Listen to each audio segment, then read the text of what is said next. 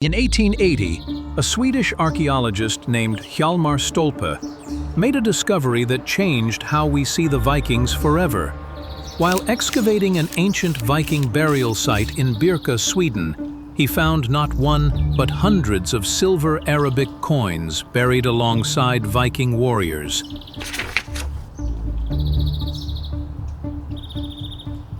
But coins weren't the only surprise.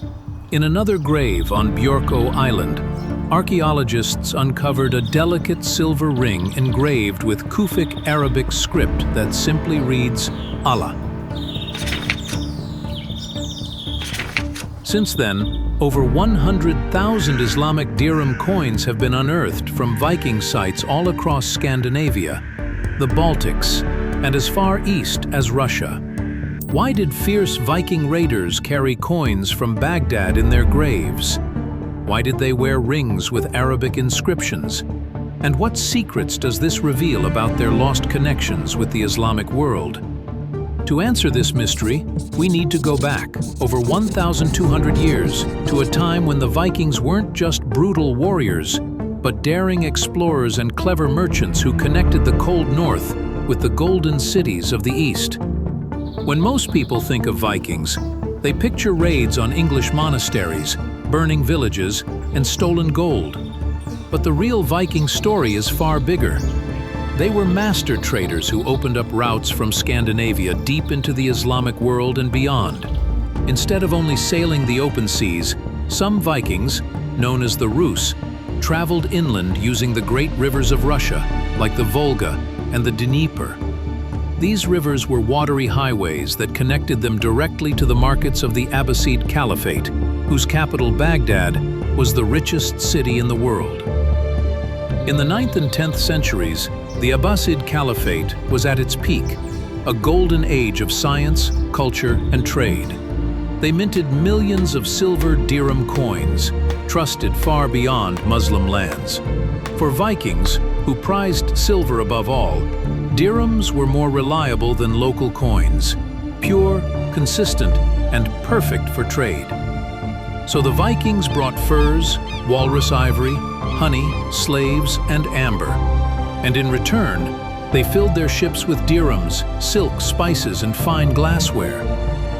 One of the most fascinating finds is the Viking ring engraved with Allah in ancient Kufic Arabic script, found on the finger of a Viking woman at Björkö near Birka.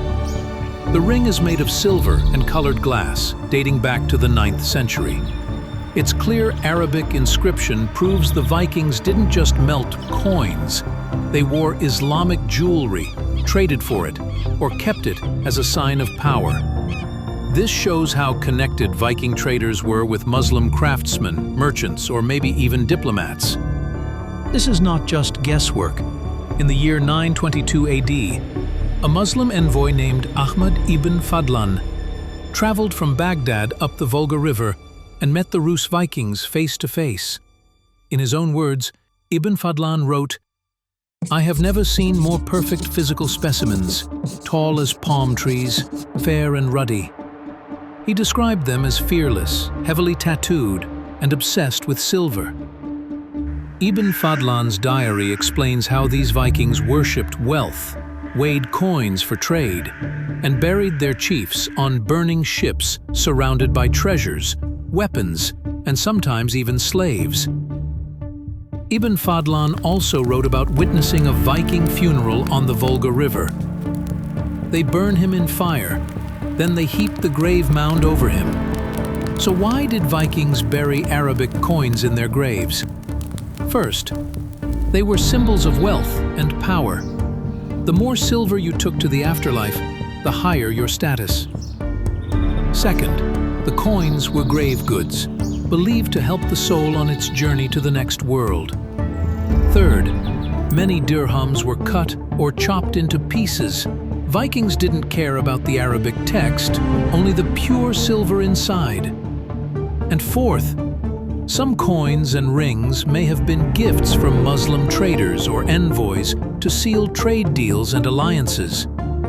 Most dirhams found in Scandinavia were minted in Baghdad, Samarkand, or other Abbasid cities. Archaeologists have traced them by reading the inscriptions. They include the names of caliphs and Islamic blessings. Every coin is a piece of evidence, minted in Baghdad, carried by caravan across Central Asia, traded at river markets in Russia, then shipped home and buried in the frozen soil of Sweden.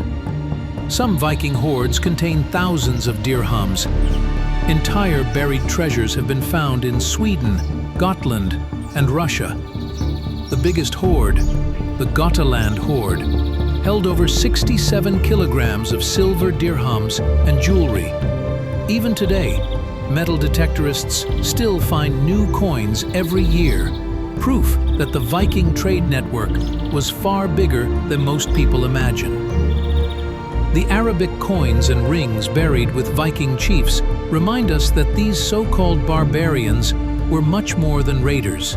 They were traders, explorers, and middlemen who built invisible bridges between two distant worlds. The icy fjords of the north and the golden palaces of Baghdad. So next time you hear someone say, Vikings were just savage raiders, remember the Arabic coins in their graves and the words of Ibn Fadlan. There's still so much buried under Europe's soil, and every dirham we dig up writes a new page of forgotten history. If you enjoyed this hidden Viking story, don't forget to subscribe, because this is just the beginning of what really connected the Vikings to the Islamic world.